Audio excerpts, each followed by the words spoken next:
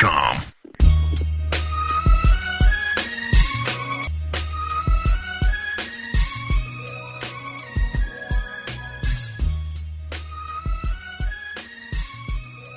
What's going on, y'all? You're back. I'm your host, Paco. You're listening to Occupy the Media. I want to thank you if you're tuning in, everyone in the chat on RonPaulRadio.com, and also those tuning in at the RonPaulTribune.com. Scroll down, click on the voice chat room. We got a bunch of like-minded folks in there tuning in. What's up, y'all?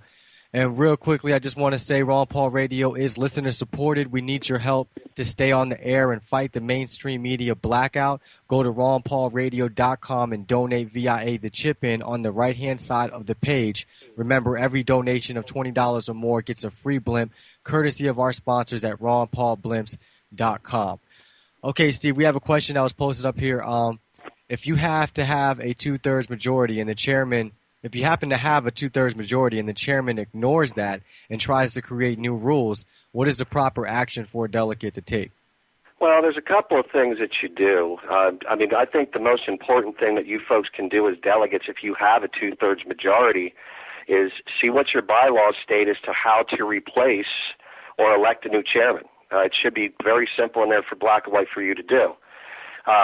If you can elect a new chairman right there at your convention, which usually is the case in most cases, you immediately should put a chair in there that's going to be friendly or at least obey the rules.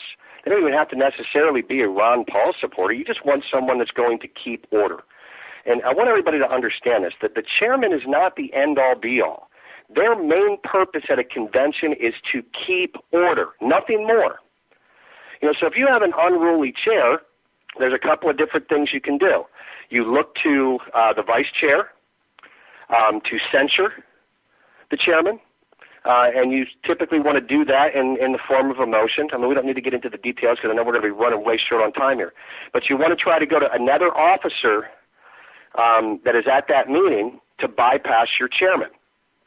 If you continue to make motions and none of the officers are going to abide by any of that, put the motion to the floor yourself, bypass the chair, get a second, and put it to a vote. Just make sure you document what you've done.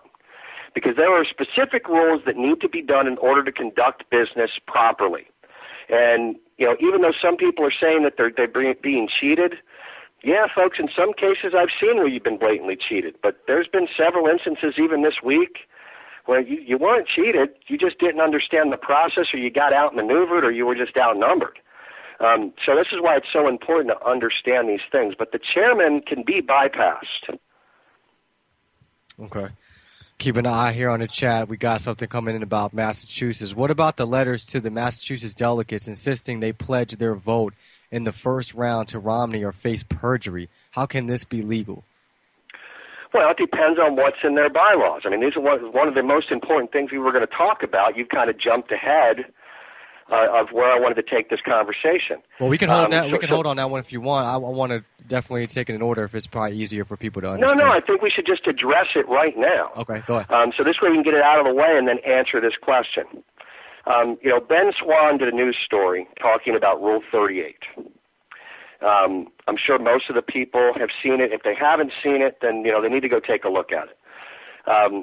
But he talked about, which by the way, the blogger that he referenced to in his news report was actually me. I was the guy that corrected him on his interpretation of Rule 38. Then he went into that newscast, and I want to say this to be clear. I think that Ben Swan is an honest guy. I don't think he's doing anything nefarious in any way. But he's only given you either half a story, and he's even got some things incorrect in his news report. That particular report in reference, he brought up a letter that was sent apparently by an RNC attorney that was talking about a delegate in Utah that did not want to vote for either McCain or Romney. I don't know the whole story. Now, first of all, I have never seen that actual letter. The only thing that I've actually seen was something that was posted on somebody's blog, and folks, if you're just going to take things blindly, it's going to leave you way open to get derailed or have severe consequences should you try to enact some of this stuff.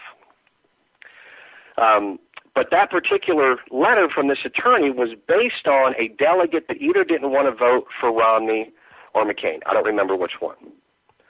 Now, what Ben Swann said in that particular interview was he said that John McCain won the primary with 62% over Mitt Romney. That is completely incorrect. Mitt Romney dominated Utah and beat John McCain in the primary. Now, McCain did beat President Obama in the general election with 62% of the vote, but he did not beat Mitt Romney in the primary. And see, these are two very important things because you're talking about two completely different things.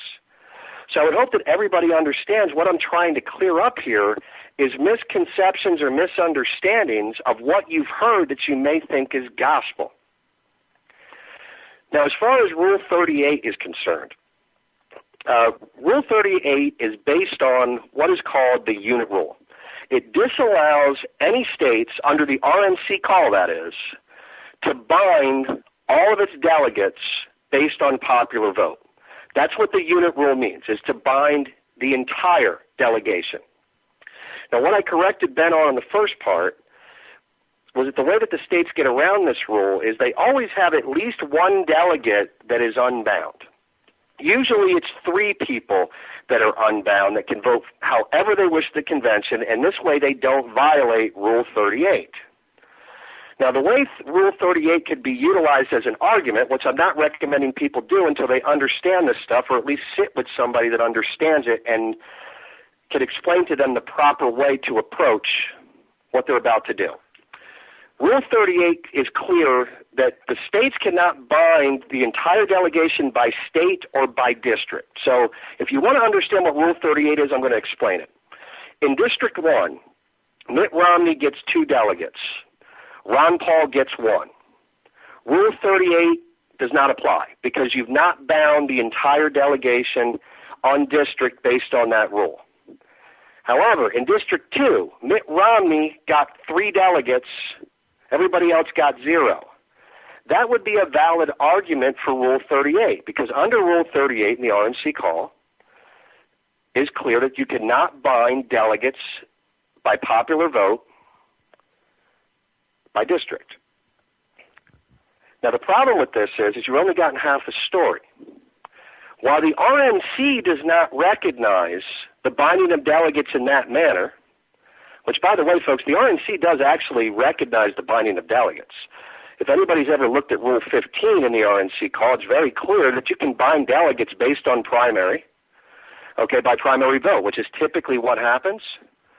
But if you should try to use some of these rules, what you have to understand is that while the RNC may not recognize the state's ability to bind delegates in certain ways based on certain things that they do, the states absolutely do recognize in a lot of cases their binding of delegates.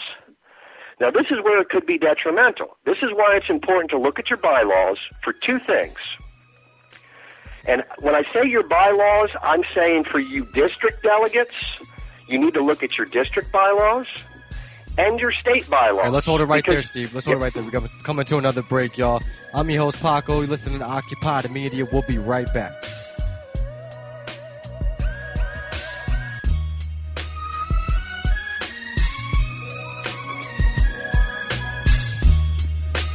I'm Gary Johnson, former governor of New Mexico. Last year, my state became the 12th state to allow medical use of marijuana by patients who are seriously ill. Some people were surprised that a Republican governor supports medical marijuana, but I'm hardly alone. Groups like the American College of Physicians, American Nurses Association, and American Public Health Association have all acknowledged the medical value of marijuana.